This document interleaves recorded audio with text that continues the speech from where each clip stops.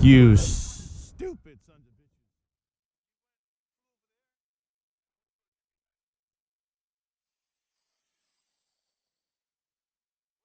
It's not too bad on 75% throttle. She's doing about 50, I think, if my calculations are correct.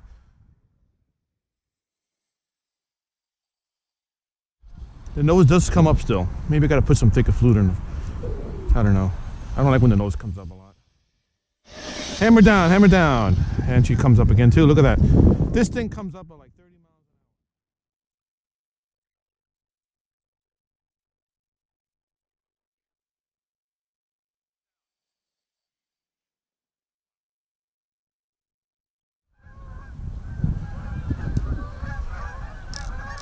an hour. Uh-oh. It's not good.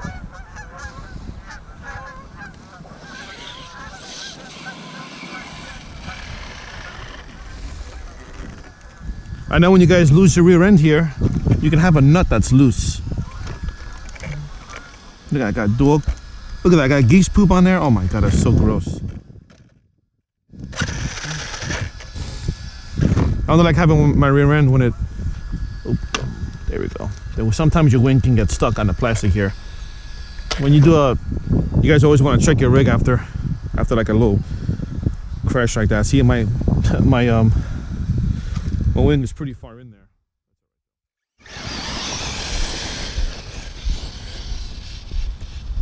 And when you have it on 75% throttle, you're not gonna have any like.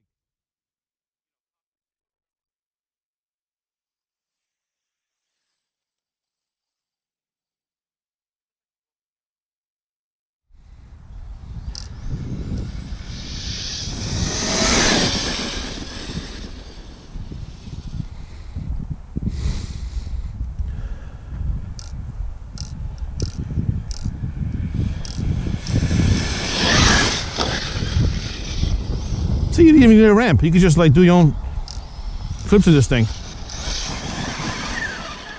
My wing mount is messed up here. Oh yeah. Oh my god, look at this. You guys from the cold weather guys? Look at that, cracked RPM. RPM wing mount is cracked. Unbelievable here.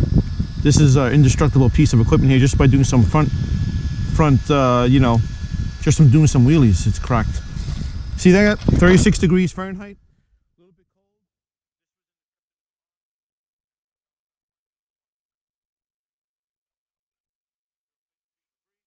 I'm still gonna run it with the other one. Maybe I could snap both of them and get 2 new ones. Would be great.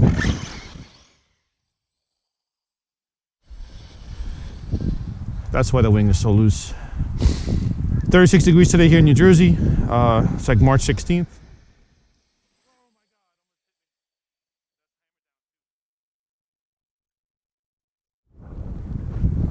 You run the 15-tooth pin, you always gotta give it a break too. I gave it a break for about 3 minutes before. Here we go, full throttle.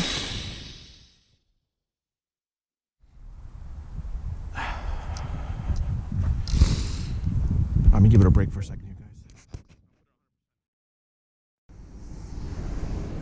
All right, guys, welcome back here. As you guys know, I went to the park, played this foot in the field, and I ripped apart my RPM wing mount, which is I didn't really expect to do that, you know, today in the cold. But hey, you know, stuff happens. And a shout out to RPM, you know, with a lifetime warranty. You guys happen to break this wing, just mail it back to them to give you another one. Make sure it's RPM part. Don't be mailing back this over here. They're not gonna give you guys new parts for this stupid thing here. This is the factory wing mount, which I have, you know, tons of them. I have so many over here that I just, you know, get some extra parts when you get the truck. And oh yeah, well, one of them belongs to my Notorious 6S. So I just have, I'm gonna switch them out and just use those for now. When these come in, oh yeah, I'm definitely gonna go back to their RPM. These here, if you notice here, guys, I did not rip apart my shock tower or my rear diff case. Everything is still intact, perfectly fine. I checked everything here. The only thing is the wing mount that snapped, which is what you want. It's not what you want, but it's what you want to do in case you do happened to do a wheelie like I was messing around with it too much with my throttle. And again, my vehicle was also kept in the garage overnight for the past like 5 days. So it was definitely in there. Cold weather, 28 degrees outside here in New Jersey. So the plastics here do get more brittle, I think. They lose their rigidity and they do lose a little bit of flex. I noticed that a lot. You know, that's why I don't really bash this thing too much in the cold weather. I'm more like in May, more like April, May, when the weather gets nicer in the 60s. You know, I think it's a little bit more safer to do so. Hey, you know, but hey, you want to go bash? You know, go blast. You know, you might just break something. You know, break something else. So this RPM wing mount, the reason why I love this wing mount, because this broke and it did not set up, it did not completely destroy my rear shock tower or the diff case. I'm running the stock plastic diff case here. I have like 2 other ones here. Arrma sent me them for some reason. When I got my limited sip, I told them to send me a diff case because they broke. I guess they thought all of them broke and they just sent me like 3 of them. So hey, I'm just gonna keep using these until I have nothing left. When I have nothing left, I'm gonna get the hot racing ones. So I'm gonna keep on wrenching this thing because I just have 2 other ones. Why have these parts if you're not gonna use them? So, you know, $50 is a lot of money to spend for a whole rear diff case and the cover.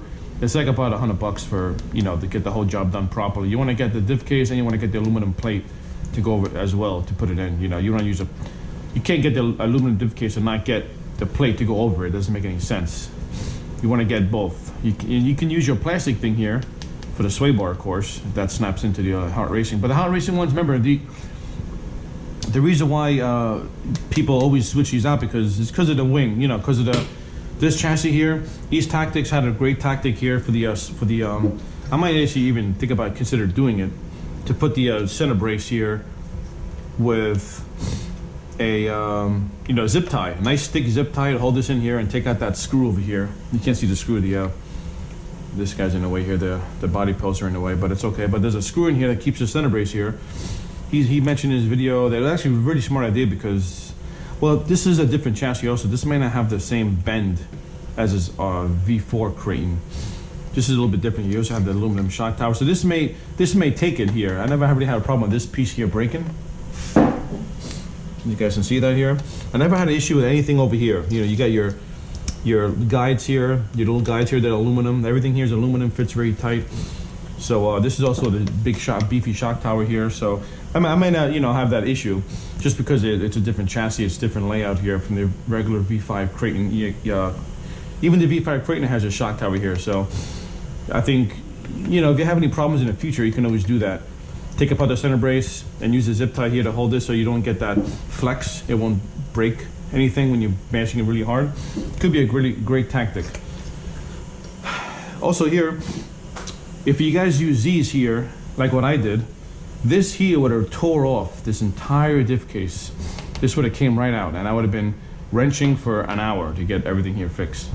Replacing my diff case, probably taking screws out of here with a wrench, you know, clamp wrenches, and taking out the screws, and they would have completely broke off, and it would have been a shit disaster.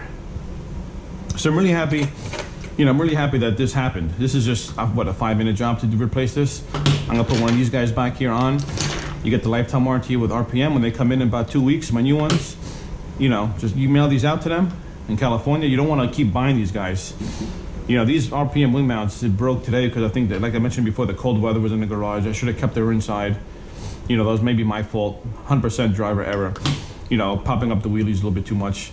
It's also the limited slip differentials. I'm already used to it too. You really got to go easy on this car too. You don't want to keep popping this up. You know, anything's going to break. You can also get that T-bone racing wheelie bar for the Kraton. I just don't like that look of it though. That thing comes up from the bottom and you got those 2 wheels there. I don't like the way it looks. This looks a lot more cleaner to me. Just having the Outcast wheelie bar in here, you know, when you do wheelies, because this is not really a wheelie machine. But you come down on it though, those T-bone back bumpers do help out though. You're not gonna rip apart your whole rear end here when you come down backwards. If you come down, you know, backwards down to the ground, you shouldn't be doing that. But if you happen to, I try not to. I try to go to the front bumper more. I'd rather have a head-on, go just downward, because you know the rear end you got too much stuff here, man. You got the wing. This can just snap right off from those. again, you know, throttle control I'm working on too, you know, stuff with these cars. These rigs are really extremely fast, and you just get, you know, with the 6S power, man, you just like, you know, fall in love with it. You just don't realize what you're doing until you break something, and that's what happened here. But yeah, again, you know, you always gotta disregard this stupid wing mount here. This will, like I said, rip apart your whole back of your car if you do what I did. If you did a hard wheel with the 6S power, you have all that power going back here, just gonna snap off and destroy your whole rear end over here. It's a disaster with these here. I'm gonna use these here temporarily, and just be very careful when I'm driving this thing. If I go out driving with this on, you know, it looks very stupid with no wing Kraton. And again, guys, if you guys have any tactics for here, maybe East Tactics or whoever watches this video here, I'm having a problem here on my servo. This is a brushless servo, and it's rubbing against here. See that rub there? That metal there should not be there. It should be painted black. Now the bottom nut there does rub. I guess when I'm driving it, the pressure and the torque, sometimes I can't turn my tires, it gets stuck. So I'm wondering, I don't want to burn out my, you know, this servo's under warranty here, I just got it. I don't want to burn the brushless servo. Very tough to burn these things out, but I think I may readjust my nut here, and I may put it on top. This is how racing arm came together like that. It came together in one piece. So maybe I'm gonna readjust the nut and put it in the bottom if I can, if that works. Because there's a ball in the bottom of this servo horn. The servo horn arm has a rotating ball down there, so I'm not sure if the screw's gonna work up here. I'm gonna try it though. Any guys have any insights, any ideas? Please let me know what to do here. Maybe using the stock servo horn will probably work a little better. Alright guys, thanks for watching. Be all safe out there.